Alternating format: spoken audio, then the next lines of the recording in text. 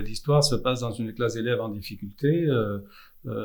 Quand je dis en difficulté, sur le plan scolaire, pourquoi? Parce qu'ils n'aimaient pas vraiment l'école d'une manière générale, hein, mais ils avaient d'autres aptitudes. Je travaille avec mon père et une collègue, Laetitia. Donc on est spécialisé dans le mobilier des années 50 à 70. Et moi je m'occupe de la rénovation des sièges. Donc j'ai pu faire quelques stages en entreprise différents. Je suis allé voir un sellier automobile à Nîmes. Et j'ai fait donc mon stage là et ça m'a tout de suite beaucoup plu. Et c'est comme ça que ça a démarré en fait. Le travail me plaisait, les matériaux aussi.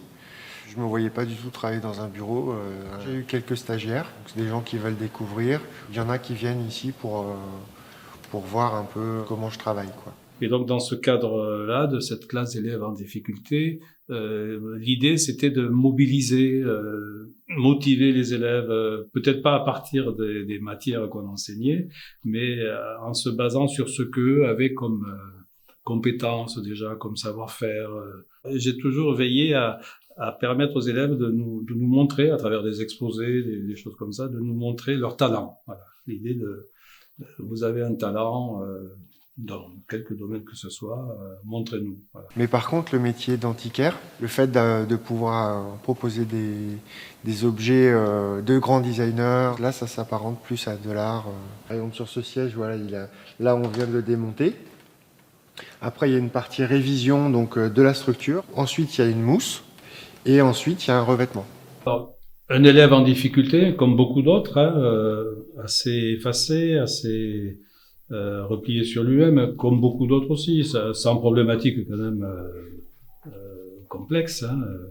Et l'idée, c'était d'amener tous les élèves, toute la classe de Frédéric, pour voir un métier, parce que j'aimais bien que les élèves aussi voient des métiers, voient des artisans. Et le père nous a parlé de son métier, et puis il nous a fait une démonstration d'une de ses tâches. Donc il s'est mis assis en tailleur, et donc avec sa main gauche, il tendait le tissu je crois que c'était un fauteuil, un genre fauteuil Louis XV, et avec la main droite, il avait son marteau.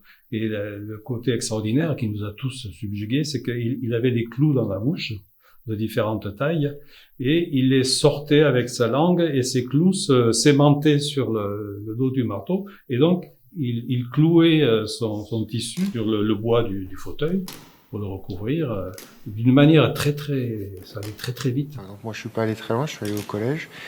À l'époque, on nous disait l'apprentissage, c'est un peu pour ceux qui ont raté le reste. Et je trouve ça vraiment dommage parce que les métiers de l'artisanat, c'est pas assez valorisé. Et un des élèves a interpellé son camarade, qu'on appelle Frédéric, et il lui a dit: et toi, tu sais faire ça?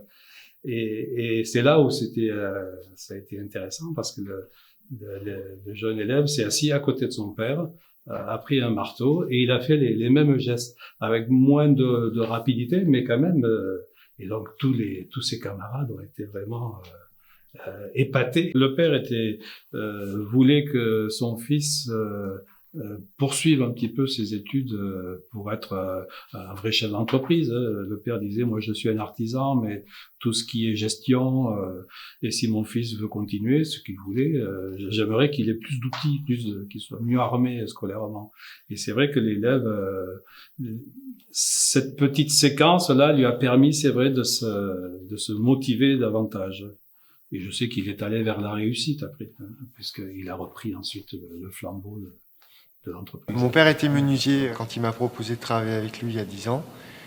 Moi, j'ai sauté sur l'occasion. Il y a des fois, bon, on s'engueule un peu, mais bon, c'est quand même un grand plaisir de travailler ensemble. Bon, par exemple, sur ce siège-là, lui, il va s'occuper des assemblages, des collages, de la structure. C'est complémentaire. Lui, il va s'occuper de la base. Après ça, moi, je pourrais faire la garniture et la tapisserie, quoi. En relation avec le père, on l'a vu tout de suite. Quand son père nous a fait cette démonstration, je voyais très bien que son fils était admiratif. Et quand il s'est assis à côté de son père, c'était un beau tableau, quoi, un beau tableau familial, père-fils, transmission. C'est pas le prof qui transmettait à l'élève, c'était le père qui transmettait à son fils. C'était évident, quoi.